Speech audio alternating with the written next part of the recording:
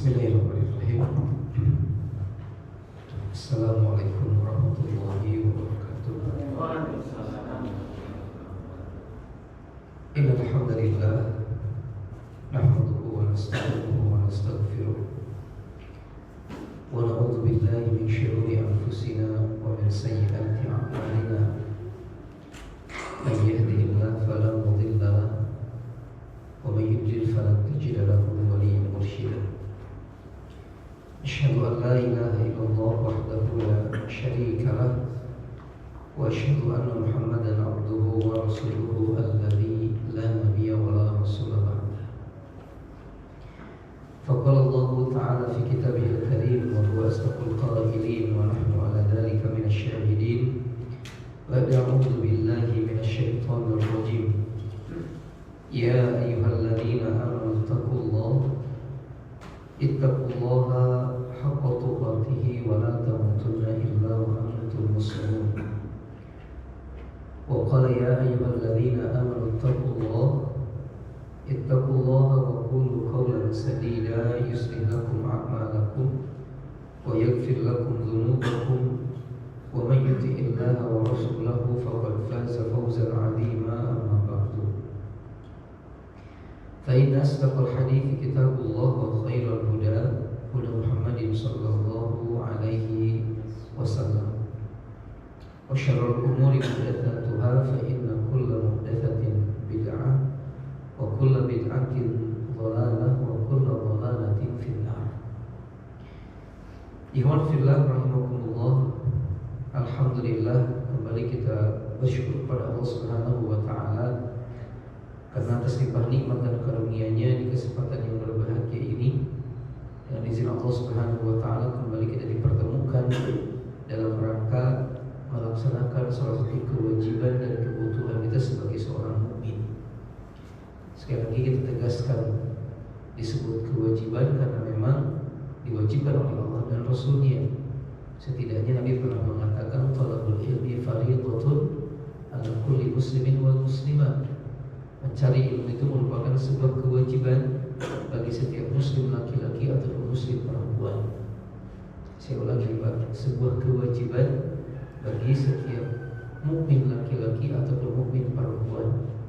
Malah Imam Asy-Syafi'i rahimahullah mensyaratkan kebahagiaan dunia itu juga tergantung dengan ilmu agama. Beliau mengatakan, man arada dunya fa'alaihi bil ilmi wa man arada al-akhirah fa'alaihi bil ilmi wa man aradahuma fa'alaihi bil ilmi. Barang siapa, kata beliau, yang ingin mendapatkan kehidupan dunia maka miliki ilmu agama. Begitu pula yang ingin kebahagiaan kelak di akhirat miliki ilmu agama. Oleh karena itu yang pengen juga kedua-duanya bahagia dunia akhirat maka juga miliki ilmu agama. Pernyataan Imam Asy-Syafi'i rahimahullah. Ini di antara dalil yang menunjukkan tentang wajibnya mencari ilmu.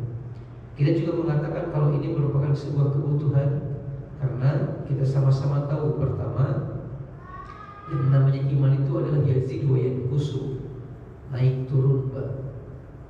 Ahlussunnah wal Jamaah mengatakan al-imanu yazidu wa yanqusu, yazidu bi ta'ati wa yanqusu bil maksiyah. Iman itu naik turun, dia menjadi naik karena ketaatan, dia pun menjadi turun dan melemah karena kemaksiatan. Jadi kita butuh ini karena dengan ini iman kita bisa menguat. Karena tadi kita sampaikan telah berilmu masuk sebuah kewajiban perintah Allah, ketaatan kepada Allah Subhanahu wa taala. Ditambah iman fillah, iman itu kan untuk menguat perlu dengan kebaikan-kebaikan yang berdasarkan dalil. Dan dalil akan kita ketahui dengan cara thalabul ilmi, bukan dengan cara diam saja atau menunggu. Iman fillah, maka sekali lagi ini hal yang betul-betul kita butuhkan. Oleh karena itu layak untuk kita syukuri. Mudah-mudahan kenikmatan yang tengah kita rasakan pada kesempatan pagi ini Allah langgengkan. Karena Allah juga mengatakan dalam Al-Quran, la in syakartum la azidannakum wa la in kafartum inna adzabi lasyadid. Berikutnya kemudian salawat serta salam kita mintakan kepada Allah, semoga senantiasa Allah limpah curahkan kepada Nabi kita Muhammad sallallahu alaihi wasallam, satu sosok manusia yang sempurna dalam berbagai macam halnya. tauladan dalam berbagai macam keadaannya. Tidak ada satupun bagian dari kehidupan Nabi yang sia-sia, Pak. Semuanya bisa jadi tauladan. Malah semua kehidupan Nabi dari awal sampai meninggalnya itu bisa jadi contoh untuk semua orang dengan berbagai keadaannya. Bagi orang yang tidak punya istri, Rasul pernah ditinggal sama istrinya. Bagi orang yang punya istri, Rasul pun memiliki istri. Bagi orang yang punya anak, punya cucu, Rasul pun pernah punya anak dan punya cucu. Bagi orang yang mengalami kesulitan dalam hidup, Rasul pun pernah mengalami kesulitan dalam hidup. Bagi orang juga yang mungkin mengalami atau merasakan kelapangan rezeki, kekayaan yang melimpah, Rasul pun pernah mengalami hal itu. Jadi semua bagian Nabi itu ada dalam kehidupannya, ada contoh bagi setiap orang gitu. Jadi nggak tepat kalau ada orang mengatakan saya begini keadaannya, di Nabi nggak ada, nggak tepat. Dia kurang mempelajari sirah Nabi SAW. Seperti bagian terakhir saya sampaikan berkenaan dengan Rasul itu maha kaya. Maksudnya Rasul itu sangat kaya gitu. Dan betul, Rasul dalam sebuah pendapat para ulama disebutkan bahwasanya berdasarkan firman Allah dalam Al-Quran, wa wajadaka 'ailan fa'aghna. Kami temukan kau dalam keadaan kurang, lalu kami kayakan kau wahai Muhammad. Dan betul, Pak, Allah mengayakan Nabi Muhammad. Sampai selama hidupnya beliau pernah mewakafkan 15 titik tanah, 15 lokasi tanah diwakafkan sama Nabi SAW. Selama hidupnya beliau juga memberikan bantuan yang kontinu kepada para musafir. Beliau pernah dapat ghanimah berupa tanah dari beberapa peperangan. Di antaranya ada 3 bagian. Yang satu bagian beliau khususkan buat para musafir yang kekurangan bekal. Satu bagian yang lain itu beliau gunakan untuk kebutuhan pribadi beliau. Apa contoh kebutuhan pribadi? Seperti menyambut tamu, memberikan hadiah kepada seorang sahabat. Rasul pernah ngasih hadiah sebuah pakaian harganya setara dengan kurang lebih 10 ekor unta. Harga nilai pakaiannya. Rasul juga kadang menjamu tamu itu dengan biaya sendiri. Atau ketika Rasul menikah dengan seorang perempuan, itu pun biaya sendiri. Pernikahan Rasul secara umum dalam sebuah riwayat pernikahannya itu maharnya kurang lebih 500 dirham atau 12 uqiyah setengah. 500 dirham pada saat itu sama dengan 50 dinar. 50 dinar itu sama dengan kurang lebih 200 gram emas. Jadi mahar Nabi ketika menikah dengan seorang perempuan 200 gram emas, Pak. Berapa? 2 juta, Pak. Itu mahar Nabi SAW. Malah dengan Siti Khadijah binti Khuwailid pernikahannya dikatakan beliau maharnya 20 ekor unta. Satu untanya aja udah luar biasa, Pak, harganya. Ini 20 ekor unta, berarti betul-betul luar biasa tuh maharnya. Malah pernah beliau menikah dengan seorang perempuan, maharnya dimerdekakan perempuan tersebut karena dia merupakan seorang budak tawanan perang. Dan nilainya pun sama, lebih dari 200 juta kalau hari ini, atau lebih dari 50 dinar. Rasulullah SAW, dan ini semua dari pribadi beliau. Malah Masya Allah, Pak, Rasul itu yang membangunkan rumah buat Ali dan Fatimah setelah menikah. Jadi yang kan Rasul menikahkan Ali dengan Fatimah. Setelah menikah, menyuruh mereka tinggal di sebuah rumah yang sudah Rasul siapkan di belakang rumah Siti Aisyah radhiyallahu ta'ala anha. Makanya kata sebagian para ulama, kurang tepat juga sikap sebagian orang tua yang diberikan kelebihan oleh Allah, lalu ketika anaknya menikah dikatakan udah biar mereka dewasa, udah biar mereka berpikir sendiri. Ini pun kurang tepat katanya gitu. Sekiranya mereka punya keluasan rezeki, bagusnya mencontoh Rasul sallallahu alaihi wasallam. Ini Nabi sallallahu alaihi wasallam. Jadi sekali lagi, setiap bagian kehidupan beliau itu adalah tauladan bagi setiap manusia dalam semua keadaannya. Rasul sallallahu alaihi wasallam, sayang kadang karena sebagian orang kurang membaca, kurang mengkaji, kurang mempelajari, akhirnya ada miss kepada sosok Rasul sallallahu alaihi wasallam. Ada sedikit salah paham terhadap sosok Nabi sallallahu alaihi wasallam. Kan seperti yang tadi kita sampaikan, kenapa kita tegaskan masalah kekayaan? Karena banyak orang menganggap Rasul itu hidupnya miskin, Pak. Rasul hidupnya serba kekurangan gitu. Padahal betul memang ada keterangan-keterangan itu, tapi itu tidak menunjukkan semua episode kehidupan Nabi demikian. Ada juga orang mengatakan Rasul gak pernah marah, gak pernah berkata kotor. Kita pun mengatakan betul memang ada hadis-hadis yang demikian, tapi tidak menunjukkan Rasul gak pernah marah. Tidak menunjukkan Rasul tidak pernah berkata kotor. Rasul pernah mendoakan orang-orang yang Masya Allah Pak, pernah membunuh sahabat-sahabat Nabi, didoakan agar dapat laknat, didoakan agar kuburan jadi penuhi dengan api, didoakan agar rumah-rumah mereka dipenuhi dengan api. Ini kan bahasa kasar Pak, kalau kita nyebutnya kasar gitu. Rasul pernah demikian di Rasulullah, tapi nanti lihat keadaannya gitu. Ketika apa? Dimulai dari ditinggalkannya Mekah ke Madinah, ditinggalkannya tempat syirik ke tempat yang lebih baik. Maksudnya Mekah waktu itu kan banyak dengan patung-patung berhala, Pak. Akhirnya sepakat itu. Kalau tahun di mana Rasul hijrah dari Mekah ke Madinah sebagai tahun pertama. Tapi kemudian mereka bingung juga, Pak. Bulannya dari mana mulainya nih? Bulannya mulai dari mana?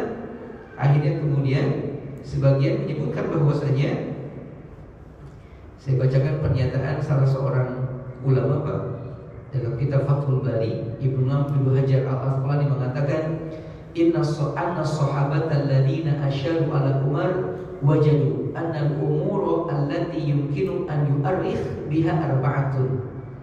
Para sahabat yang diajak musyawarah oleh Umar bin Khattab, mereka menyimpulkan bahwa kejadian yang bisa dijadikan acuan tahun dalam kalender ada 4. Ada 4. Yang pertama adalah mauliduhu. Ada yang mengatakan gimana kalau dihitung dari kelahiran Nabi, tapi ditolak. Kemudian wa mab'atsuhu, sebagian mengatakan gimana kalau dimulai dari diangkatnya Nabi sebagai Nabi, berarti di usia 40 tahun tuh Pak. Tapi juga ditolak. Wa wafatuhu, gimana kalau dihitung dari mulai wafatnya Nabi. Kemudian wa wajadu annal maulid wal mab'ats la yakhlu min an-niza' fi ta'yin sanatin huduthihi.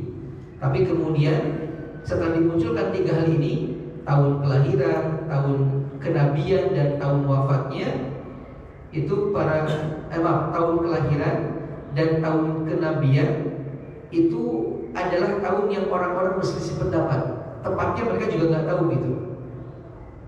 Kemudian berikutnya kalau dihitung dari kematiannya, takutnya kita menghitungnya dari tahun yang penuh dengan kesedihan gitu. Jadi kayak berbahagia di atas kesedihan gitu Pak. Akhirnya mereka sepakat untuk menjadikan hijrahnya Nabi sebagai awal tahun gitu. Bisa dipahami ya? Jadi di antara perdebatan itu ada yang mengusulkan dihitung dari meninggalnya, dihitung dari lahirnya, dihitung dari kenabiannya, dan dihitung dari hijrahnya. Nah, hijrah menjadi keputusan Ikhwan fillah rahimakumullah. Kemudian berikutnya, setelah mereka sepakat tahunnya, Utsman bin Affan mengusulkan untuk menjadikan bulan Muharram sebagai awal bulannya. Berdasarkan pertama, kata beliau, Muharram merupakan awal bulan yang juga digunakan sama orang-orang Arab. Ya, assalamualaikum. Dulu orang Arab walaupun tidak mengenal hitungan tahun, tapi bulannya tahu gitu. Pertama Muharram. Yang kedua, kata beliau, adalah dikarenakan di bulan Muharram ini kaum muslimin baru saja pulang dari Baitullah mengerjakan ibadah haji. Jadi seolah-olah membuka lembaran baru mungkin Pak gitu. Yang ketiga, di bulan ini dulu adalah bulan yang dimana muncul tekadnya Imam Shalaihukumullah untuk hijrah ke Madinah. Maksudnya sebagai mengatakan di bulan ini Pak, ada Bai'ah Aqabah yang kedua, di mana ada orang-orang Madinah kemudian ke Mekah bertemu dengan Nabi, dibaiat sama Nabi. Lalu orang-orang Madinah itu mengatakan, Rasul, kami siap membantu Anda, melindungi Anda kalau Anda ingin hijrah ke Madinah. kami akan jadikan Madinah sebagai tempat yang nyaman bagi Anda. Itu kata sebagian para ulama terjadi di bulan Muharram, Pak. Setelah mereka melaksanakan ibadah haji, kemudian dibayar sama Nabi. Nah dari sini dimulailah kemudian dan disepakati oleh para sahabat yang lain. Jadi awal tahunnya dari Ali bin Abi Thalib, awal bulannya dari Utsman bin Affan. Ide memunculkannya dari Umar bin Khattab. Pak. Ide untuk mulai adanya Umar, walaupun berasal dari suratnya Abu Musa al-Asy'ari. Awal tahunnya Ali, kemudian awal bulannya Utsman. Dan mereka sosok-sosok yang mulia. Artinya apa yang mereka putuskan ini bukan sebatas keinginan hawa nafsu mereka belaka. Hal-hal yang juga perlu jadi perhatian kita, karena orang-orang ini orang-orang yang luar biasa. Ini perlu kita ketahui. Berarti kalau begitu kita pun harus sadar, Pak, karena awal Hijriah itu munculnya di masa Umar, ada kemungkinan amal-amal ibadah yang ada di malam ini itu pun banyak yang keliru. Karena berarti Nabi gak pernah mencontohkan, di zaman Nabi itu belum muncul gitu, Pak, Hijriah gitu lah. Ini bulan Muharram, keutamaan yang kedua oleh para sahabat dijadikan sebagai permulaan tahun. Kemudian yang ketiga, di bulan ini pula berdasarkan sebuah riwayat yang Nabi SAW pernah datang ke Madinah, lalu menemukan orang-orang Yahudi melaksanakan saum. Lalu Nabi bertanya kepada mereka, kenapa kalian saum? Mereka mengatakan, karena di hari ini Allah menyelamatkan Nabi Musa alaihissalam dari kejaran Fir'aun, maka kami saum atas kemenangan itu.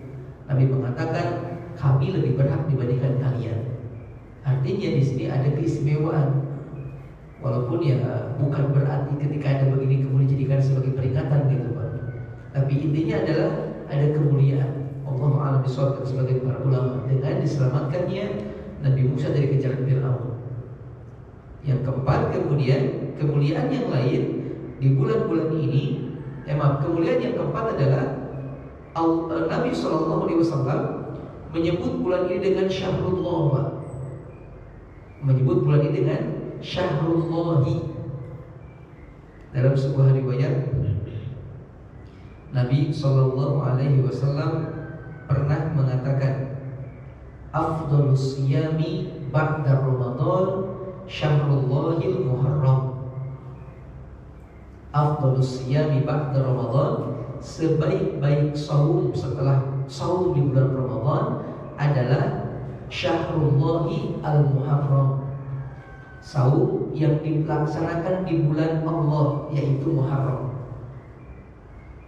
Saum yang dilaksanakan di bulan Allah, yaitu Muharram. Jadi Muharram disebut dengan bulan Allah, Pak. Bulan yang dinisbahkan kepada Allah. Dan kata para ulama, setiap sesuatu yang dinisbahkan kepada Allah memiliki keutamaan tersendiri. Contoh seperti Baitullah, Nabiullah, Kalamullah, Khalilullah. Nah ini Syahrullah. Berarti beda dengan bulan-bulan yang lain. Ini kemuliaan yang keempat. Kemuliaan yang kelima adalah kita disunahkan untuk melaksanakan saum tertentu di bulan ini, atau disunahkan untuk melaksanakan banyak saum di bulan ini.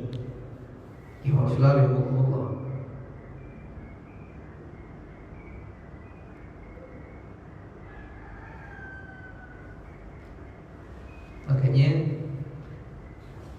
kita diperbolehkan untuk melaksanakan saum di bulan Muharram, baik saum mutlak ataupun saum muqayyad.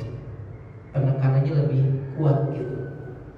Saum mutlak maksudnya saum yang tidak ada alasan tertentu. Sedangkan saum muqayyad adalah saum yang ada alasan tertentu, seperti contohnya saum Senin Kamis, saum Ayyamul Bid. Tapi di luar-luar itu juga kita diperbolehkan untuk melaksanakan saum di Muharram. Hanya saja tidak dianjurkan full 1 bulan di Muharram semuanya kita saum. Berdasarkan riwayat dari Aisyah radhiyallahu taala anha, anha, beliau mengatakan, ma ra'aitu Rasulullah sallallahu alaihi wasallam istakmala siyama syahri qattun illa Ramadan, wa ma ra'aituhu fi syahrin aktsara minhu siyaman fi Sya'ban. Yang artinya, aku tidak pernah melihat Nabi melaksanakan saum sebulan penuh selain di bulan Ramadan. Dan aku juga, kata beliau, tidak pernah melihat beliau banyak melaksanakan saum kecuali di bulan Sya'ban. Artinya, kata sebagian para ulama, berarti kalau begitu yang ditekankan di bulan Muharram, walaupun menjadi saum yang terbaik, hanya saum-saum yang mutlak, yang muqayyad, terikat dengan keadaan. Seperti contohnya kita katakan saum sunnah itu seperti Senin Kemis, saum Daud, kemudian saum Ayyamul Bid. Kesunahan ini lebih ditekankan ketika masuk bulan Ramadan, Pak. Ketika masuk bulan Muharram. Tapi kalau sekiranya tidak mampu, tidak bisa, maka minimalnya atau boleh juga dengan melaksanakan saum. Kalau kita mengutip perkataannya Imam Ibnul Qayyim dalam kitab Zadul Ma'ad, kata beliau, puasa di bulan Muharram ada 3 keadaan. Yang pertama adalah saum di tanggal 10, di tanggal 9, dan di tanggal 11. Yang kedua, kata beliau, tingkatan kedua saum di tanggal 10 dan saum di tanggal 9 atau di tanggal 11. Tapi sebagian mengatakan yang 11 yang enggak, cukup dengan 9, 10 saja. Tingkatan yang ketiga mengatakan beliau saum di tanggal 10 saja.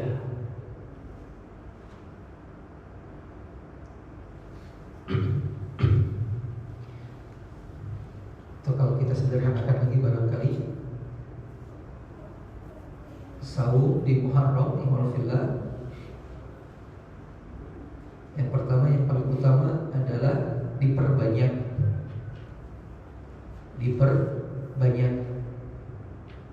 Baik yang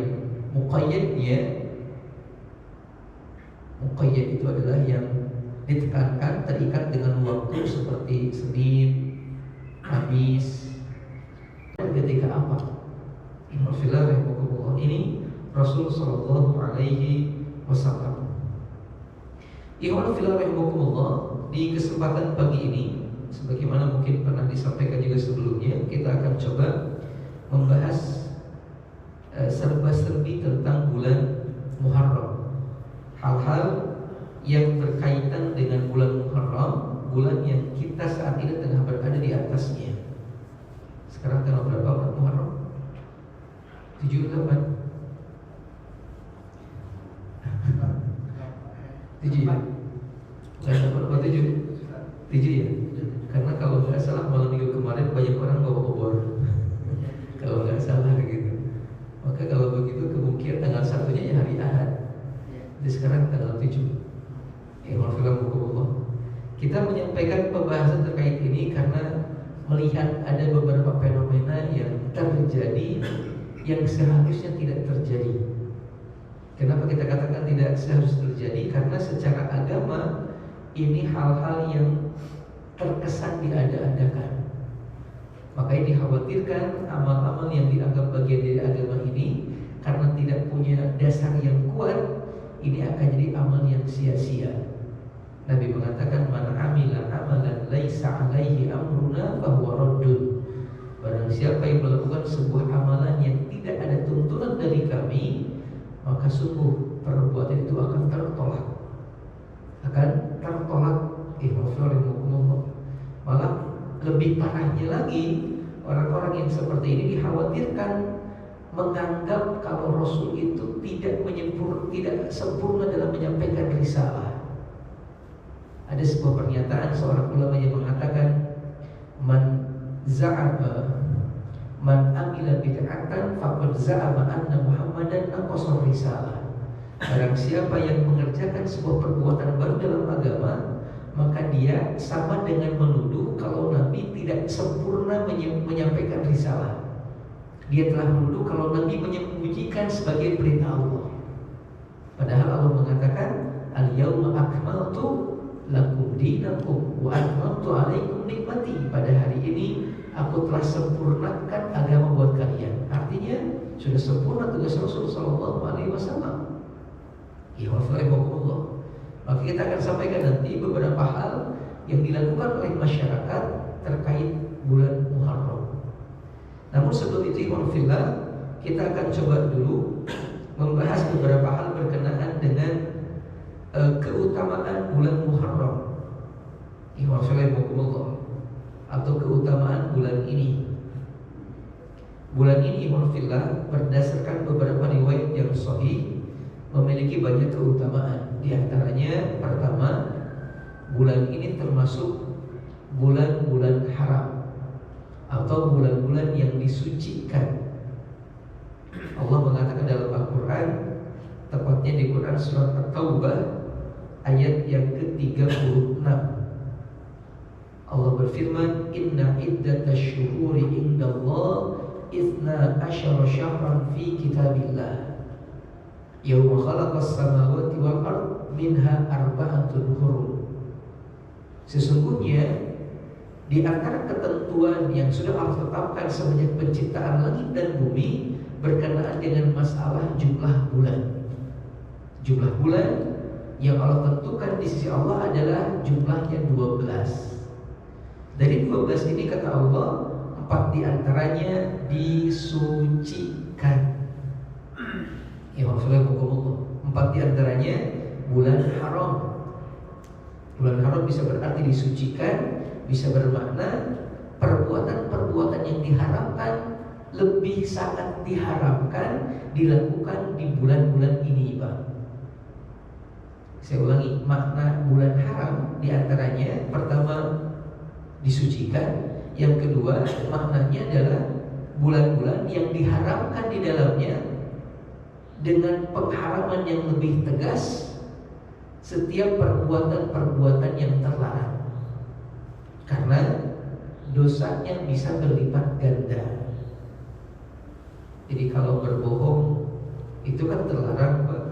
Di bulan Syawal nggak boleh berbohong, di bulan Ramadan nggak boleh berbohong, di bulan-bulan haram tidak bolehnya lebih keras lagi.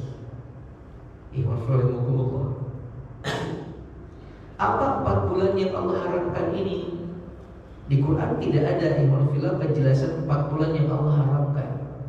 Namun kemudian dalam sebuah hadis riwayat Imam Bukhari dan Muslim, Nabi SAW mengatakan as-sanatu ithna asyara syahran. Dalam 1 tahun kata Nabi ada 12 bulan, minha arba'atun hurum. 4 di antaranya adalah bulan-bulan yang haram atau yang disucikan. Apa saja? Nabi mengatakan thalathatun mutawaliyah. 3 bulan dari 4 bulan ini berurutan. Yang pertama Nabi mengatakan Dzulqa'dah. Yang kedua Nabi mengatakan Dzulhijjah. Yang ketiga Nabi mengatakan Muharram. Ini kan berurutan ya Pak, Dzulqa'dah, Dzulhijjah, Muharram. Kemudian warajabun mudarrul ladzi baina Jumadi wa Sya'ban. Kemudian Rajab Mudhar yang diapit oleh bulan Jumadi dan Sya'ban atau bulan Rajab. Jadi Dzulqa'dah, Dzulhijjah, Muharram dan Rajab. Ini 4 bulan yang haram, yang diharamkan atau yang disucikan.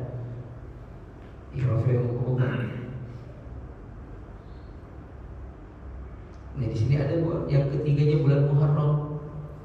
Nah yang sekarang sedang kita bahas ini.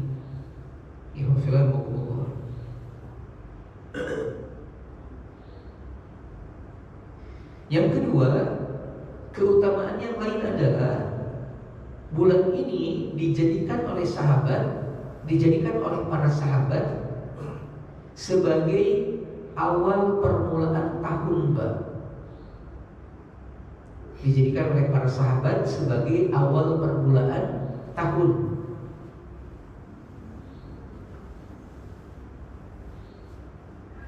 Rahimahullah. Lalu kita ketahui sebelumnya, kalau dulu bangsa Arab sebelum datangnya Islam sudah terbiasa menggunakan kalender Qamariyah. Qamariyah itu adalah sebuah kalender perhitungan tanggal berdasarkan pergerakan bulan, Pak. Kan kalau Masehi berdasarkan pergerakan matahari. Sederhananya kalau kalender pergerakan bulan, hitungan masuk harinya di maghrib. Tapi kalau yang matahari, hitungan masuk harinya di pertengahan malam, 00:00, Pak. Nah, Arab udah biasa tuh menggunakan kalender itu. Begitu pula jumlah harinya, begitu pula dengan nama-nama bulannya. Walaupun nanti ada sebagian bulan yang penamaannya berbeda dengan penamaan yang ketika Rasul datang. Namun untuk tahunnya, Ikhwanillah, orang-orang Arab tidak memiliki hitungan tahun. Mereka menyebut sebuah tahun ketika ada peristiwa-peristiwa besar yang terjadi. Contoh seperti Amul Fil, tahun gajah. Kan nggak ada berapa sebelum tahun gajah itu berapa Qamariyah itu nggak ada gitu, Pak. Paham nggak ya? Kapalin juga disamakan dengan Masehi gitu. Atau contoh yang lain, Rahimahullah, ada yang disebut dengan Amul Husni, pernah dengar? Tahun kesedihan. Karena di waktu itu Rasul ditinggal oleh paman dan istrinya. Walaupun kata sebagian para ulama ini pun adalah perkara yang dimunculkan setelah Rasulnya meninggal dunia. Di zaman Rasul nggak disebut tahun itu. Ada kemudian juga Ikhwanillah yang disebut dengan Sanatul Idzni, tahun perizinan. Tahun perizinan itu maksudnya adalah tahun di mana para sahabat Nabi diizinkan untuk hijrah ke Madinah. Jadi intinya adalah bangsa Arab sampai Nabi malah tidak mengenal hitungan tahun. Baru kemudian terjadi ketika di masanya Umar bin Khattab. Ketika beliau jadi khalifah di tahun yang ketiga, Umar bin Khattab radhiyallahu taala anhu pernah mendapatkan sebuah surat, Pak. Jadi gubernur beliau di daerah Basrah namanya Abu Musa al-Ash'ari. Beliau ngirim surat kepada Umar bin Khattab di Madinah. Di dalam suratnya beliau mengatakan, innahu ya'tina min amiril mu'minin kutub. Telah datang kepada kami surat-surat dari engkau wahai Amirul Mukminin. Kemudian fala nadri ala ayyi na'mal, tapi kami kebingungan apa instruksi yang kau lakukan itu. Kami kebingungan terkait instruksi yang kau perintahkan kepada kami. Ini mesti kami lakukan kapan?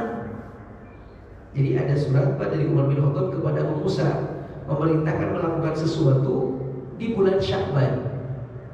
Ketika surat itu datang, Sya'ban sudah lewat. Akhirnya bingung tuh Abu Musa, ngirim surat lagi ke Umar. Ini Sya'ban yang kapan? Sya'ban kemarin yang udah lewat atau Sya'ban yang bakal datang? Karena tidak ada tahunnya, Pak. Akhirnya kemudian Umar bin Khattab mengumpulkan para sahabat yang ada bersama dengan beliau. Ada Ali bin Abi Thalib, ada Utsman bin Affan radhiyallahu taala anhuma. Lalu Umar mengatakan, "Dha'u lin-nasi syai'an ya'rifuna." Coba kalian pikirkan, kalian bikin tahun yang bakal dikenal oleh manusia. Dirumuskan kemudian dirumuskan, nanti muncul pendapat-pendapat. Sebagian mengatakan kita pakai hitungan Romawi, tapi dibantah karena itu sudah terlalu tua, Pak. Kemudian dipakai hitungan Masehi, ini pun takut tasyabbuh dengan orang-orang Nasrani dan lain sebagainya. Sampai kemudian dikatakan bahwasanya Ali bin Abi Thalib memberikan saran kepada forum, Pak. Kata beliau, bagaimana kalau hitungan tahun kita kemudian Ayyamul Bid, ya, Senin Kamis diperbanyak, maksudnya kan seminggu ada 2, Pak. Berarti kalau 4 minggu ada 8 kali gitu. Kemudian Ayyamul Bidnya, atau mutlak, Maksudnya di luar hari-hari ini. Hanya saja jangan full semuanya diisi, karena kalau ini diisi berarti selama sebulan penuh kita sahur. Dan itu sedikit bertentangan dengan hadis dari Aisyah. Kata Aisyah, tadi kita sampaikan, Rasul tidak pernah sahur sebulan penuh kecuali Ramadan, dan Rasul tidak melaksanakan sahur kecuali Sya'ban. Yang kedua, adalah sahur 3 hari, tanggal 9, 10, 11. Yang ketiga, kalau nggak mampu juga sahur 2 hari, yaitu 9, 10. Yang keempat, kalau tidak mampu juga minimal sahur 1 hari, yaitu tanggal 10-nya saja. Jadi kalau sekarang tanggal 7, besok Ahad tanggal 8, Senin tanggal 9, Selasa tanggal 10, Rabu tanggal 11. Dianjurkan sahur. Dianjurkan sahur. Ya, ini berkenaan dengan keutamaan, kemuliaan bulan Muharram. Kemudian berikutnya kita sampaikan beberapa amalan yang keliru, kurang tepat dilakukan oleh sebagian orang ketika datangnya bulan Muharram. Apa saja? Yang pertama, adanya sebuah keyakinan, Pak, kalau bulan Muharram itu adalah bulan sial. Pernah dengar ini, Pak? Bulan Syuro, makanya jarang orang menikahkan putrinya. Malah kemudian untuk menghilangkan kesialan muncul kegiatan-kegiatan lain yang bertentangan dengan akidah.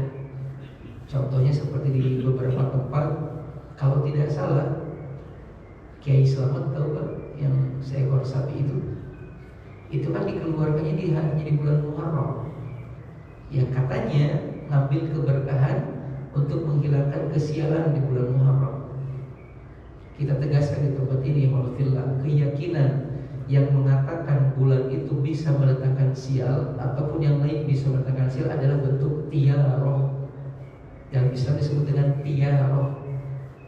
Nabi SAW pernah mengatakan dalam sebuah hadis, at-tiarotu syirkun, sesungguhnya tiaroh itu adalah bentuk kesyirikan.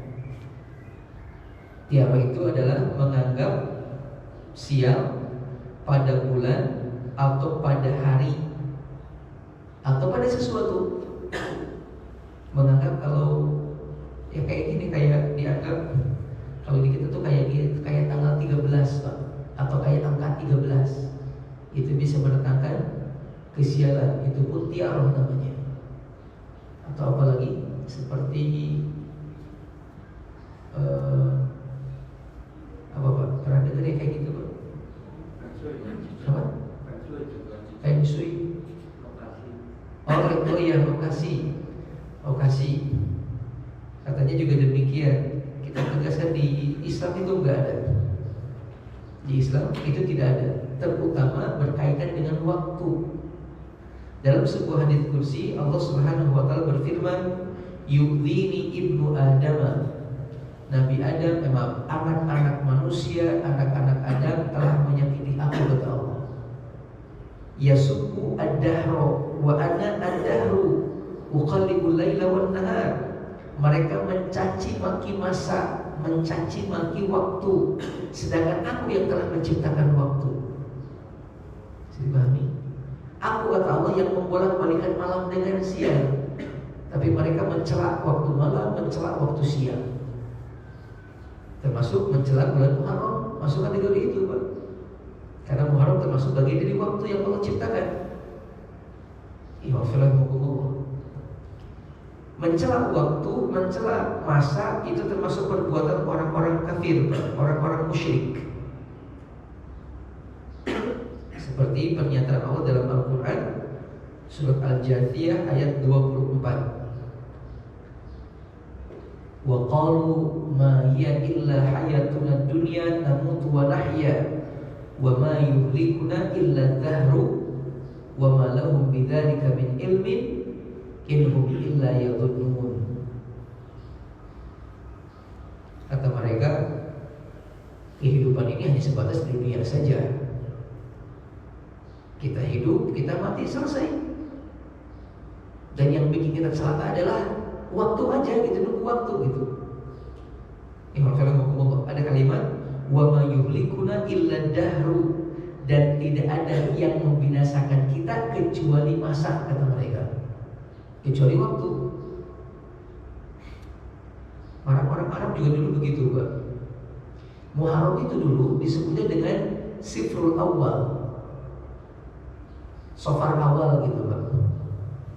Safar awal itu adalah bulan yang tidak ada kegiatan, karena dikhawatirkan bakal mendatangkan kesialan kalau melakukan aktivitas di dalamnya. Padahal ya nggak demikian. Jadi boleh menikahkan di bulan Syawal, boleh bikin hajat di bulan Muharram, boleh bikin hajat di bulan Muharram gitu. Ini kesalahan yang pertama berkaitan dengan akidah. Yang kedua, ketika datang Muharram, sebagian di antara kaum muslimin di kita terutama suka membaca doa akhir tahun dan membaca doa awal tahun. Doanya cukup panjang. Saya temukan doa ini dalam situsnya MUI ternyata. Di MUI pun mungkin sepertinya sama menganjurkan. Tapi ketika saya cari sumbernya, saya tidak menemukan sumber tersebut kecuali hanya di perkataan sebagian ulama saja. Artinya, kalau doa ini dinisbahkan kepada Nabi, ini sebuah kesalahan. Artinya kalau dianggap sebuah keharusan baca doa ini pun ini sebuah kesalahan. Doanya saya bacakan, Pak. Katanya doa awal tahun. Allahumma antal abadiyyu al-qadimu al-awwalu wa ala fadlikal azimi wa karimi wa judika al-mu'awwali wa hadha 'amun jadidun qad aqbala as'aluka al-ismata fihi minasyaitani wa awliyaihi wal auna ala hadhihi an-nafsi al-ammarati bis-su'i wal ishtighali bima yuqarribuni ilaika zulfa ya dzal jalali wal ikram wa sallallahu ala sayyidina Muhammadin wa ala alihi wa sahbihi wa sallam. Ini doanya, dan saya coba cari nggak ketemu sumber dari mana. Cuma dikatakan ini pernyataan ulama Ustaz Fulan atau Syekh Fulan gitu dalam kitab atau doa akhir tahun, Pak, dibaca di hari terakhir bulan Dzulhijjah. Kalau tadi hari pertama bulan Muharram, berarti sebelum maghrib, ya tadi setelah maghrib, Pak. Katanya Allahumma ma amiltu fi hadhihi sanati mimma nahaitani anhu walam turdihi wa nasitahu walam tansahu wa haramta alayya ba'da qudratika alayya uqubati wa da'awtani ila taubati ba'da jur'ati ala maksiyataka Allahumma fa inni astaghfiruka faghfirli wa ma amiltu min amalin tardahu wa wa'adtani al-thawaba fas'aluka Allahumma ya dzal judi wal karami an taqbalahu minni wa la taqta rajai minka wa sallallahu ala sayyidina Muhammadin wa ala alihi wa sahbihi wa sallam. Maaf ya, saya belepotan bacanya karena nggak hafal doa ya. Memang agak aneh juga doanya, walaupun isinya mungkin bagus. Allahumma musta'an. Tidak ada satupun dalil yang menunjukkan, mengabarkan Rasul pernah baca doa di awal tahun atau di akhir tahun, karena tahunnya sendiri di zaman Nabi belum ada, Pak. Betul kan? Belum ada. Belum ada. Tadi kita sampaikan baru muncul di masa Umar. Ada pun satu riwayat, Pak, atau ada satu riwayat itu dibacanya bukan ketika awal tahun, tapi dibaca ketika awal bulan. Setiap kali melihat hilal terutama. Dalam sebuah riwayat yang disampaikan oleh Imam Al-Baghawi yang dikatakan bahwasanya hadis ini mauquf. Mauquf itu maksudnya hadis berdasarkan perkataan para sahabat, bukan perkataan Rasul sallallahu alaihi wasallam. Dari Abdullah bin Hisham, beliau mengatakan kana ashabu Rasulillah sallallahu alaihi wasallam yata'allamuna hadha du'a kama yata'allamuna al-Qur'an idza dakhala asy-syahr aw as-sanah. Di antara sebagian para sahabat Nabi ada yang mengajarkan kepada kami doa sebagaimana mengajarkan Quran kepada kami, yang harus dibaca oleh kami ketika awal bulan atau awal tahun. Awal bulan atau awal tahun, tapi kan awal tahun juga awal bulan, Pak. Ya, seperti apa doanya? Allahumma adkhilhu alaina bil amni wal iman was salamati wal islam wa jiwari minasyaiton wa ridwani minar rahman. Segitu doanya. Allahumma adkhilhu alaina bil amni wal iman. Ya Allah, masukkanlah untuk kami pada bulan ini keselamatan, keamanan dan keimanan. Wajawiri minasyaiton, dan jauhkan kami dari gangguan syaitan. Waridwani minar rahman, dan berikan kami keridhaan-Mu ya Allah. Itu doa cuma segitu, Pak. Harapan gitu. Agar bulan ini, waktu ini memberikan kenyamanan. Hanya ini doa. Atau ada doa yang lain yang mungkin juga hafal ketika masuk awal tahun. Allahumma ahillahu alaina bil amni wal iman wassalamati wal islam rabbi wa rabbukallah. Ini pernah kita sampaikan dulu ketika kita mau masuk kajian Ramadan, Pak. Kalau masih ingat, ada doa ketika masuk awal bulan. Allahumma ahillahu alaina bil amni wal iman wassalamati wal islam. Kalau ini dari Nabi sallallahu alaihi wasallam. Ini poin kedua, peringatan poin kedua, doa awal tahun dan akhir tahun. Itu pun tidak ada dasarnya. Yang ketiga kemudian peringatan tahun baru Hijriah. Ini pun sama. Saya kutip perkataan Syekhul Islam Ibnu Taimiyah. Beliau mengatakan dalam kitab Iqtidha as-Siratal Mustaqim, kata beliau, muwafaqatul kufari fi a'yanihim la tajuzu min tariqaini ad-dalilul 'am wal adillatul khassah. Menyerupai orang-orang kafir di hari raya mereka ini tidak diperbolehkan dengan dua alasan. Yang pertama dalil umum, yang kedua dalil khusus. Saya ulangi, menyamai orang-orang kafir dalam memperingati hari raya mereka hukumnya tidak boleh. Apa kaitannya dengan tahun baru Hijriah? Ternyata tahun baru Hijriah mengikuti tahun baru Masehi. Maksudnya memperingati tahun baru Hijriah mengikuti caranya orang-orang kafir, yaitu memperingati tahun baru Masehi. Dan tahun baru Masehi ada kaitan dengan hari raya mereka. Ada nggak? Silakan Bapak cek sejarahnya. Pertama, seperti contohnya orang-orang Nasrani. Itu kan kalau kita mengecek, Pak, ada kaitan dengan, kan kalimatnya Merry Christmas and Happy New Year, Pak. Gitu ya kalimatnya gitu kan. Berarti ada kaitan tuh dengan Christmas mereka. Yang kedua juga katanya dulu orang-orang Majusi, Pak, penyembah api, itu pun sama. Mereka melakukan yang disebut dengan hari Nahrojan kalau tidak salah. Itu terjadi pada tanggal 1 Januari. Ini menyerupai mereka, maka tidak boleh. Adapun dalil yang menunjukkan ketidakbolehan, yang pertama adalah kalimat Nabi sering mengungkapkan, dan kita sering mendengar hadis ini, man tasyabbaha biqaumin fahuwa minhum. Yang menyerupai suatu kaum maka termasuk golongan itu. Yang kedua, ada firman Allah dalam Al-Quran ketika Allah menceritakan tentang hamba-hamba Allah yang beriman. La yashhaduna zura, kata Allah.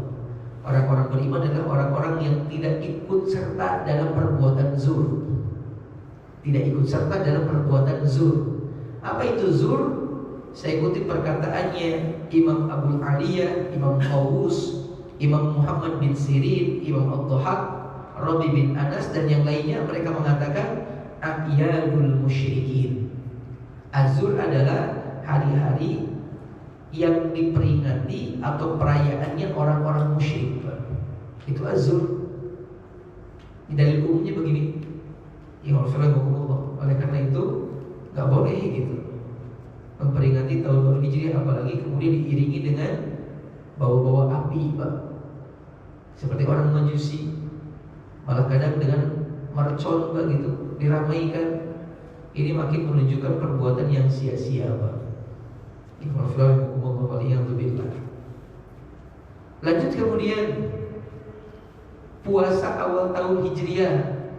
Ada sering hadis yang diungkapkan, man shoma akhir yaumin min Dzulhijjah, barang siapa yang saum di hari terakhir bulan Dzulhijjah, wa awwal yaumin minal Muharram, dan saum di hari pertama bulan Muharram, faqad khatama as-sanata al-madiyah bi shaumin wa iftataha sunnatu al-mustaqbalah bi shaumin ja'alallahu kafaratun 50 sana.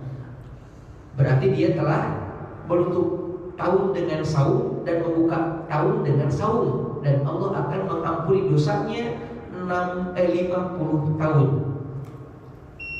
Ini hadisnya dhaif, Pak. Hadisnya dhaif. Dosa 50 tahun terampuni dengan saum akhir tahun dan awal tahun. Dhaif hadisnya. Imam Ad-Dhahabi mengatakan bahwasanya yang meriwayatkan hadis ini termasuk orang yang suka memalsukan hadis. Nah, berarti nggak ada anjuran saum di awal tahun atau di akhir tahun. Berikutnya juga ada sebagian orang yang mengkhususkan ibadah di malam tahun pertama, Pak, atau di malam terutama di 10 Muharram. Seperti pertama dengan melaksanakan mandi, zikir khusus, membuat makanan. Malah ada yang kemudian memberikan jatah nafkah harian melebihi hari-hari sebelumnya. Betul memang ada hadisnya, tapi semua hadis-hadis itu adalah hadis-hadis yang dhaif dan palsu. Saya bacakan di antaranya hadis berkenaan dengan hal-hal tersebut, terlebih yang berkaitan dengan 10 Muharram. Contoh, ada hadis mengatakan innallaha ta'ala khalaqas samawati wal arda yauma Asyura. Allah menciptakan langit dan bumi pada hari ke-10 bulan Muharram. Ini dhaif, termasuk akal. Ada hadis mengatakan man iktahala yauma Asyura bil ithmin lam tarmad ainahu abadan. Barang siapa yang bercela dengan serbuk dari ithmin pada hari ke-10 bulan Muharram, maka matanya tidak akan terkena penyakit selama-lamanya.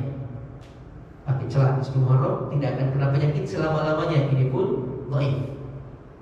Ada juga hadis mengatakan man shoma yauma Asyura kataballahu lahu ibadata sittina sana.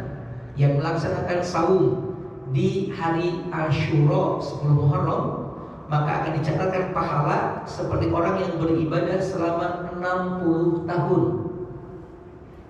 Ini juga hadis dhaif. Hadis yang lain dikatakan man wasa'a ala iyalihi yauma Asyura wasa'allahu alaihi fi sanatihi kullihi. Barang siapa yang melapangkan orang yang menjadi tanggungannya di hari Asyura, nambahin nafkah gitu, Pak, nambahin jajan ke anak-anak sama ke istri, maka Allah bakal melebihkan kepadanya di tahun itu dengan rezekinya. Di tahun itu, ya Rasulullah. Berarti kalau enggak dapat tambahan tuh. Ini kan kacau kalau gitu, Pak. Ini pun dhaif. Hadis berikutnya, inna adama taballah alaihi yauma Asyura. Nabi Adam itu bertobat dan Allah terima taubatnya di hari Asyura. Kemudian wa nuhan najahu Allah yauma Asyura. Nabi Nuh diselamatkan sama Allah di hari Asyura. Wa Ibrahim najahu Allah minan nar yauma Asyura. Nabi Ibrahim diselamatkan oleh Allah dari goncangan, dari bakarnya api, panasnya api, itu pada hari Asyura. Nabi Yunus dikeluarkan dari perut ikan di hari Asyura. Nabi Yakub dipertemukan dengan Nabi Yusuf kembali setelah sekian tahun Pak, itu di hari Asyura, dan Taurat turun di hari Asyura. Ini pun sama hadis yang dhaif. Kemudian juga hadis yang lain berkenaan dengan masalah ini. Dikatakan bahwasanya yaumu Asyura yukaffir al-amal ladzi qablahu alladzi wa ba'dahu. Puasa di hari Asyura menghapus dosa setahun yang lalu dan setahun yang kebelakang. Setahun kemudian sama setahun kebelakang. Ini pun sama hadisnya dhaif. Kemudian juga ada hadis yang mengatakan man sholat yauma Asyura, barang siapa yang sholat di hari Asyura 10 Muharram, ma baina dhuhri wal asri, antara zuhur dengan asar, arba'ina rakaatan, 40 rakaat. 40 rakaat. Yaqra'u fi kulli raka'atin bi Fatihatil Kitab marrah wa ayatul kursi asyra marrah. Kemudian di setiap rakaatnya dia baca Al-Fatihah 10 kali, Al-Fatihah 1 kali, ayat kursi 10 kali, wa qul huwallahu ahad 11 marrah, kemudian Al-Ikhlas 11 kali, wal muawwidataini 5 marrah, kemudian membaca 2 surat muawwidatain, An-Nas sama Al-Falaq sebanyak 5 kali.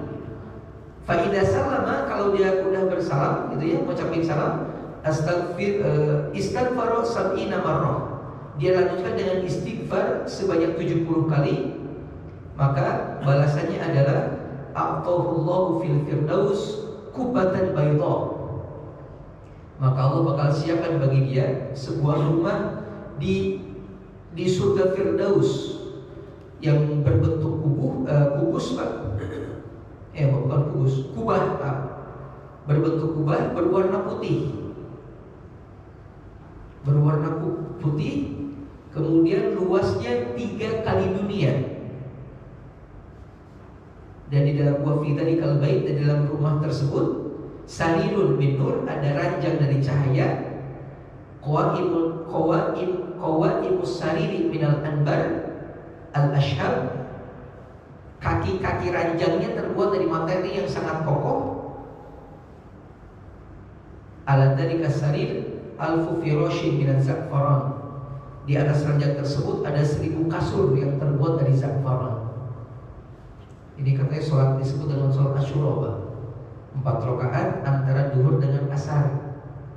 Setiap rakaatnya 40 rakaat, bukan 40 rakaat. Setiap rakaatnya baca Fatihah sekali, ayat kursi 10 kali, Al-Ikhlas 11 kali, Falaq An-Nas 5 kali. Habis salam istighfar 70 kali. Pahalanya hebat. Firdaus atau surga Firdaus dapat satu komplek gitu Pak, yang luasnya 3 kali dunia ini. Ismailullah, ini pun hadis yang dhaif. Atau coba yang lain, ada hadis juga yang mengatakan salatu lailata Asyura, salat di malam Asyura itu sebanyak 100 rakaatin, 100 rakaat. Fi kulli rakaatin yaqra'u ba'dal Fatihah suratul Ikhlas 3 marrat. Setiap rakaatnya membaca Al-Fatihah 1 kali, kemudian lanjut dengan Al-Ikhlas 3 kali. Ini pun sama dhaif. Imam Syafi'i rahimahullah. Ada juga hadis yang mengatakan sholat malam Asyura di waktu sahur itu 4 rakaat. Yang dibaca adalah Al-Fatihah, ayat kursi 3 kali, kemudian Al-Ikhlas 11 kali, dan membaca Al-Ikhlas lagi setelah beres sholat 100 kali. Ini pun sama hadisnya dhaif. Imam Syafi'i rahimahullah. Dan banyak hadis-hadis yang lain yang menunjukkan kedhaifan perbuatan tersebut, terutama berkenaan dengan masalah sholat Pak. Ya, terutama berkenaan dengan masalah sholat. Imam Syafi'i rahimahullah. Ini kalau dikumpulin lumayan, lebih dari 12 hadis. Totalnya ada sekitar 15 yang saya temukan Pak, tentang hadis-hadis dhaif yang berkenaan dengan hari Asyura. Intinya adalah kesalahan yang dilakukan oleh sebagian manusia berkenaan dengan bulan Muharram adalah mengkhususkan ibadah di hari atau di malam Asyura 10 Muharram.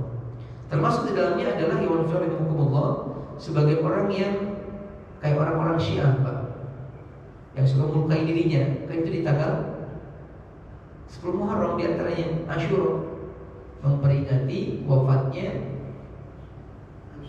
Hasan. Imam Firman ini pun salah sebuah kesalahan. Waliyadzubillah. Atau ada juga doa yang sering diungkapkan, Pak, di hari Asyura. Katanya barang siapa yang membaca di hari Asyura atau di malam Asyura hasbiyallah wa ni'mal wakil sebanyak 70 kali, maka Allah akan menjaganya dari kejelekan pada hari itu. Malah ada sebagian mengatakan satu pernyataan yang luar biasa, ini sangat naudzubillah, Pak, yang baca itu tidak akan wafat di tahun tersebut. Tidak akan wafat di tahun tersebut. Kalau gitu kan berarti orang bisa gak mati-mati, Pak, karena tiap itu baca terus gitu. Sedangkan Allah mengatakan inna ajalallahi idza jaa la yu'akhkhar law kuntum ta'lamun. Kata Tuhan, Allah termasuk kematian kalau sudah Allah tentukan nggak bisa diundur, nggak bisa dimajuin gitu, pasti terjadi. Maka ini tidak boleh. Ya. Berikutnya kemudian terakhir sebagai penutup barangkali hal ini walaupun sudah menjadi hal yang dianggap lumrah oleh sebagian orang, tapi awas, dengan alasan apapun harus bisa kita hindari. Karena ada sebagian orang mengatakan kita kan tinggalnya bukan di Arab, kita kan tinggalnya di Jawa, tinggalnya di daerah yang udah terbiasa, tapi ini bagian dari budaya, makanya udahlah anggap budaya saja. Kita sampaikan walaupun demikian, Pak, enggak, dan nggak bisa dianggap sebagai budaya karena ada ajaran agama yang dimasukkan ke dalamnya. Ada zikir yang dibaca, ada ungkapan yang disebutkan, ada surga yang dijanjikan untuk yang melakukan itu, maka nggak bisa dikatakan sebagai bagian dari adat atau kebiasaan. Nggak bisa dimaksudkan. Ini sesuatu yang keliru dan harus kita kuat untuk meninggalkannya atau tidak ikut serta dalam kegiatan tersebut. Ini beberapa catatan Anda berkenaan dengan Muharram. Lanjutnya barangkali ada yang mau diskusikan apa enggak? Silakan, Pak. Ini dari 10 Muharram yang biasanya itu ada untuk anak yatim itu. Iya. Hari raya yang anak yatim itu enggak juga, Pak. Tidak juga demikian. Ya, hari anak yatim itu enggak ada hari anak yatim. Tidak. Kita sampaikan juga tidak. Memberikan bantuan kepada anak yatim itu pada setiap waktu dan keadaan, baik kita punya kelapangan rezeki ataupun tidak punya kelapangan rezeki. Karena Rasul ketika mengatakan ana wa kafilul yatimi kahataini fil jannati, aku dan orang yang menanggung anak yatim seperti ini di surga nanti bertetangga, berdekatan. Rasul tidak mensyaratkan dengan waktunya, Pak. Ya, Rasul gak nyatin waktu gitu, Pak. Artinya bisa kapan saja. Bisa kapan saja. Dan kasihan, Pak, kalau kemudian anak yatim lebarannya hanya di bulan Muharram, karena kebutuhan mereka setiap waktu. Yang mana tidak ada yang disebut dengan hari anak yatim. Ya. Wallahu a'lam bishawab. Ini lebih ke tadi, Pak, lebih ke keutamaan perbuatan baik di bulan apa? Muharram. Makanya muncul kalimat-kalimat itu. Memang ada dalam sebuah kitab namanya Tanbihul Ghafilin, satu ungkapan yang mengatakan man masaha yadahu ala ra'si yatimin, barang siapa yang mengusapkan tangannya ke kepala anak yatim yauma Asyura, di hari Asyura, rafa'allahu ta'ala bi kulli sya'ratin darajah, maka setiap satu helai rambut yang diusapnya akan membuat dia terangkat derajatnya. Tapi hadis dhaif lagi-lagi. Barang siapa yang mengusapkan tangannya di hari Asyura ke kepala anak yatim, maka satu rambut yang diusapkan angkat derajat. Maaf, jadi mengusap anak yatim harus gitu, Pak. Jangan gini, biar banyak.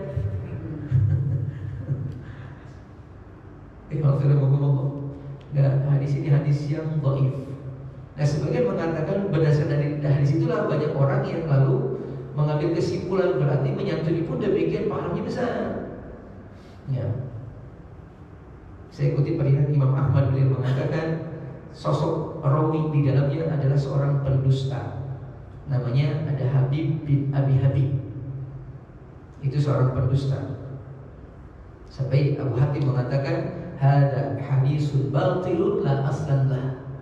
Ini hadis yang batil, tidak ada asalnya, nggak ada sumbernya. Nggak tahu siapa yang ngomong gitu. Imam Syafi'i hukum. Ya, ini berkaitan dengan hari anak yatim atau berkaitan dengan membantu anak yatim di hari Asyura. Wallahu a'lam bishawab. Cukup? Kira apa? Iya. Bagaimana dengan ini Ustaz, apa namanya, mengucapkan selamat tahun baru Islam dengan dalih ini untuk menyiarkan. Jadi kalau orang Muslim punya tahun baru, nah kita sebagai orang Muslim punya kita sendiri kita mengucapkan selamat baru Islam sebagai suatu syiar Islam. Iya. Yang pertama, terus yang kedua, sebagaimana ketika tadi ya disampaikan kita berbuat keharaman di bulan haram ini akan semakin berlipat itu saja. Kita berbuat suatu dosa atau berbuat keharaman berarti kan semakin berlipat ya untuk ininya ya. Iya. Levelnya lebih lah gitu. Nah berarti sebaliknya untuk yang berbuat amal soleh kebaikan berbuat juga. Iya. Berlipat juga saja. Iya. Maknanya. Baik. Poin yang pertama, Imam Rahimahullah berkaitan dengan mengucapkan selamat tahun baru Hijriah. Saya kutip perkataan Syekh Utsaimin rahimahullah ketika beliau ditanya tentang bagaimana sikap kita kalau ada orang yang mengatakan selamat tahun baru Hijriah. Beliau mengatakan inna hunaka ahadun farudda alaihi wa la tabtadi ahadan bidzalika hadha was-shawab fi hadhihi al-mas'alah. Law qala laka insanun mithla nuhanni'uk bihadal amal jadi kul hannaka Allah bi khairin wa ja'alahu amal khair wa barakah lakin la tabtali an-nas anta li annani la a'lam annahu ja'a li salaf annahum kana yuhanni'una bil amal jadid bal apa sebentar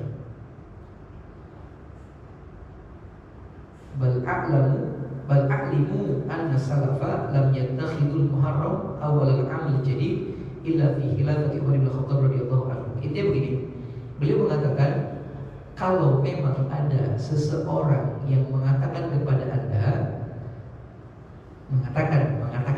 anda selamat tahun baru Hijriah, maka anda balas saja dengan doa yang lebih baik. Ya selamat juga, semoga Allah menjadikan tahun ini tahun yang penuh dengan keberkahan dan lain sebagainya. Karena secara umum Allah mengatakan kalau ada orang mengucapkan selamat kepada anda maka balas dengan yang lebih baik. Itu dalilnya karena ada apa? Pak bisa cek di Qurannya. Idza huyitum bi tahiyyatin fahayyu bi ahsana minha aw rudduha. Ya. Saya baca sebentar. Saya lupa ayatnya. Bi tahiyyatin fahayyu bi tahiyyatain. An-Nisa ayat 6 ayat 86. Wa idza huyitum bi tahiyyatin fahayyu bi ahsana minha aw rudduha. Kalau kalian diucapkan salam atau penghormatan oleh seorang, maka balas dengan yang semisalnya atau yang lebih mulia daripada itu. Dan ungkapan selamat itu kan termasuk itu, Pak. Nah, beliau mengatakan jawab aja, ya jawab. Tapi kata beliau, kalau ada yang mulai jangan. Kalau ada yang mulai jangan, kata beliau. Karena aku tidak pernah menemukan satu riwayat pun. Kalau dulu orang-orang salaf, maksudnya orang-orang yang telah dulu, para sahabat melakukan hal seperti ini. karena munculnya tahun baru Hijriah itu di masanya Umar. Berarti di masa Abu Bakar nggak pernah terjadi, di masa Rasul juga nggak pernah terjadi ada orang ucapin selamat tahun baru. Ini perkataannya Syekh Shalih Al-Utsaimin rahimahullah. Sebagian ulama yang lain mengatakan hal yang sama juga. Pasti tanya, kalau saya tidak akan pernah memulai mengatakan selamat tahun baru Hijriah. Tapi kalau ada orang yang ngomong, saya jawab. Karena secara umum dalilnya kalau diucapin selamat maka jawab dengan yang lebih baik atau minimal yang sama. Ini poin pertama mungkin Pak. Nah, poin yang kedua berkenaan dengan dosa dilipat gandakan. Dosa dilipat gandakan, apakah pahala juga demikian? Berkaitan dengan dosa yang dilipat gandakan, ini sebenarnya perkataan sebagian sahabat saja, Pak. Maaf, sebagai ulama. Ketika mereka menafsirkan firman Allah dalam Al-Quran, yang tadi kita bacakan ayatnya, Inna iddatash syuhuri indallah Ithna asyara syahran fi kitabillah Yawma khalaqas samawati wal ard Minha arba'atul hurum Fala tadlimu fihinna abada. Iwafilmukumullah. Iddatash syuhuri sebentar. Ayatnya di Quran surat At-Taubah ayat yang ke-36. Sesungguhnya hitungan bulan di sisi Allah ada 12. Ini sudah Allah tentukan semenjak penciptaan langit dan bumi. Di dalamnya ada 4 bulan yang disucikan. Maka ada kalimat fala tadlimu fihinna anfusakum. Maka janganlah kalian menzalimi diri-diri kalian sendiri. Jangan kalian menzalimi diri-diri kalian sendiri. Saya bacakan pernyataan Imam Ibnu Katsir berkenaan dengan jangan kalian menzalimi diri-diri kalian sendiri. Sebentar.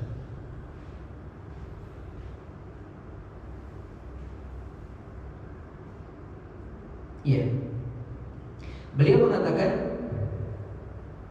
fala tadlimu fihinna anfusakum, janganlah kalian menzalimi diri kalian sendiri di bulan-bulan tersebut fi hadhil ashhuril muharramah li'annahu akadu wa ablagu fil ithmi min ghairiha. Kalimat ini menunjukkan kalau dosa yang dilakukan di bulan-bulan ini lebih besar, lebih buruk dampaknya dibandingkan di bulan-bulan yang lainnya. Kama annal ma'asi fil baladil haram tudha'af, sebagaimana perbuatan maksiat yang dilakukan di tanah haram lebih berlipat ganda. Tanah haram maksudnya Mekah gitu kan? Betul kan? Dosa di sini dengan tanah haram kan berbeda. Maka ketika ada bulan haram pun demikian katanya gitu. Sebenarnya. Kemudian juga dikatakan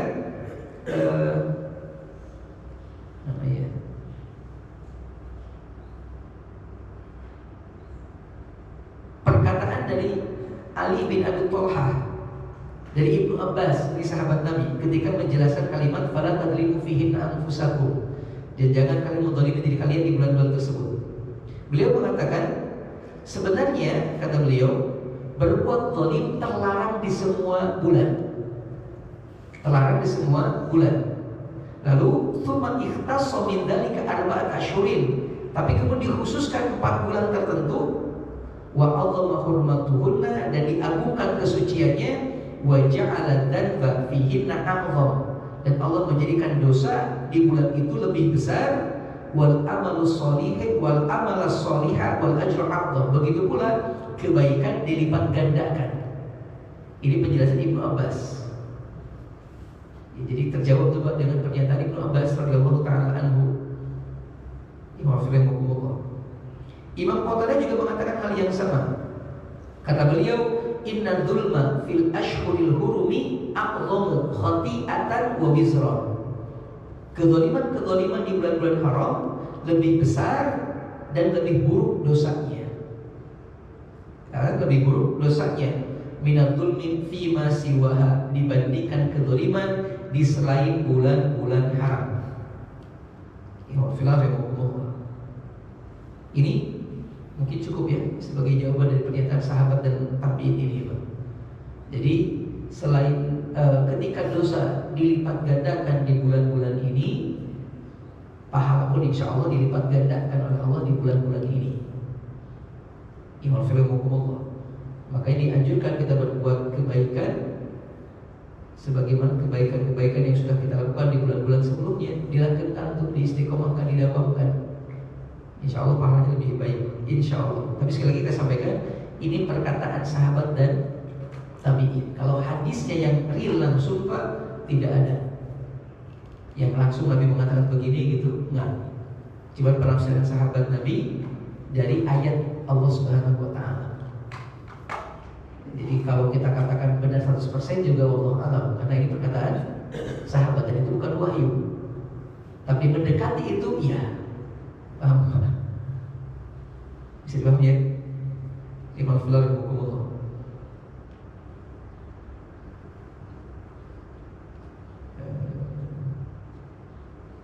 Ya itu diantaranya. Cukup. Gimana Pak?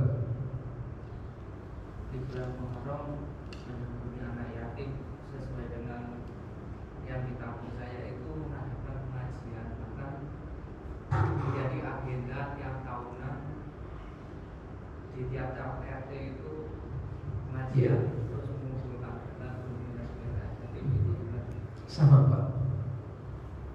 Sama.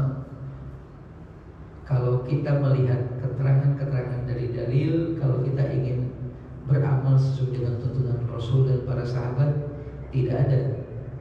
Dan bukan maksudnya begini, bukan tidak boleh tabligh Pak, bukan tidak boleh membantu anak-anak yatim Pak, tapi ketika dikhususkan hanya di waktu itu, ini yang salah. Tolong dibedakan ya. Kadang-kadang suka, saya ulangi, tabligh boleh silakan, ada yang tabligh akbar segala macam, maka itu bagian dari mengajak manusia kepada jalan Allah Subhanahu wa taala. Sangat boleh. Tapi ketika dikhususkan gara-gara tahun baru Hijriah, gara-gara hadis dhaif yang tadi kita sampaikan, nah ini sebuah kesalahan. Karena berarti kita beramal tanpa dalil, kita beramal dengan menggunakan dalil yang dhaif. Bisa dipahami sampai sini Pak? Bukan tidak boleh melaksanakan sholat malam di tahun baru Hijriah, bukan. Bukan tidak boleh sholat malam di malam Asyura, bukan.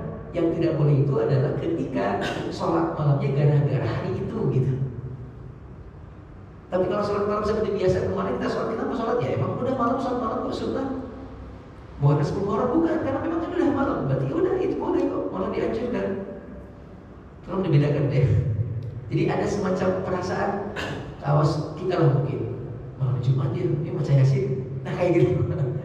Padahal baca Yasin gak perlu di hari Jumat. Gak ada kaitannya Yasin dengan hari Jumat. Ya Allah, tolong difahami dengan seksama. Boleh melakukan kebaikan apapun, termasuk di bulan Muharram. Tapi ketika ada keyakinan tentang hal tersebut yang lebih daripada keyakinan secara umum, ini kekeliruan. Ya, tapi boleh, tadi di Muharram kan bisa lebih besar pahalanya ya. Membantu anak yatim juga bisa lebih besar dari pahalanya. Tapi awas, imafillahikumullah, jangan ada iming-iming lain. Seperti tadi contohnya, ketika satu usapan kepala berarti 1 derajat diangkat. Ini kan bumbu yang bisa dipahami nggak Pak? Jadi ada orang yang melakukan sesuatu itu karena tahu ini merupakan sunnah Nabi. Ada orang melakukannya tahu sunnah Nabi ditambah dengan ada hadis dhaif gitu, sehingga makin dia kuat semangat untuk mengerjakannya. Nah, ini yang salah Pak. Yang bagian kedua yang salah. Ya wa'alaikumsalam. Jadi kalau mau sekali, kalau mau tabligh memang enggak mau tanggal 1-nya, tanggal 2-nya, tanggal 3-nya, tanggal 4-nya, sampai tanggal terakhirnya juga, maka silakan, tidak ada masalah. Lalu menyetujui mereka juga silakan. Tapi jangan sampai ada keyakinan harus di tanggal itu Pak, atau gara-gara tanggal itu tuh. Nah, ini yang tidak diperbolehkan. Ya, mohon dipahami antara apa ya? Beramal dengan dalil umum dan beramal dengan dalil khusus Pak. Bisa dipahami nggak kira-kira? Bisa dipahami nggak Pak? Ada ngerti maksudnya, bisa dipahami gitu? bisa. Ya takut saya bahas, saya jadi ngacain. Terus kalau kita menyikapi karena kita kan anggota masyarakat gitu, Betul. kita juga diundang gitu kan. Kita diundang bagaimana? Diundang pengajian itu supaya ikut gitu ya. Ini dilematis sebenarnya Pak. Dilematis. Walaupun kalau melihat contoh udah ada contoh orang-orang yang juga sama kayak begitu, tapi ketika kuat iman dan keyakinannya, kita bisa pertama ikut metodenya Nabi Ibrahim alaihissalam. Bagaimana metode beliau melakukan sebuah kedustaan untuk kebaikan, tidak menghadiri acara tersebut lalu mengatakan hal yang kayak benar tapi salah, kayak salah tapi benar. Ayo ikut datang tadi bang, lagi sakit deh, maaf nggak bisa datang. Ini kata para ulama berbohong Nabi Ibrahim. Walaupun bohongnya bohong perkataan, bukan bohong hakiki. Bohong perkataan memang dia nggak sakit fisiknya Pak. Cuman iman dia akan sakit kalau dicampurkan dengan kemaksiatan. Berdusta nih Pak. Ayo hadirlah, ada acara ntar malam nih, maaf kan nggak bisa begitu. Atau bisa dengan cara tegas. Cara tegas seperti Bilal bin Rabah, seperti Ammar bin Yasir, disuruh kubur, enggak disiksa ujungnya Pak. Ayo ikutan, enggak, ini perbuatan yang aneh tahu ilmunya, enggak boleh. Maaf saya nggak bisa hadir. Tegas Pak. Tapi konsekuensi kadang jadi diacuhkan, diabaikan oleh masyarakat. Cuman ketika Anda dikenal begitu Pak, besok begitu lagi, orang akan ngomong, biasa dia mana? Nah gitu. Ujungnya bakal udah tenang gitu. Cuman ampuni berat di awalnya itu yang paling berat Pak. Ya Allah, bagus.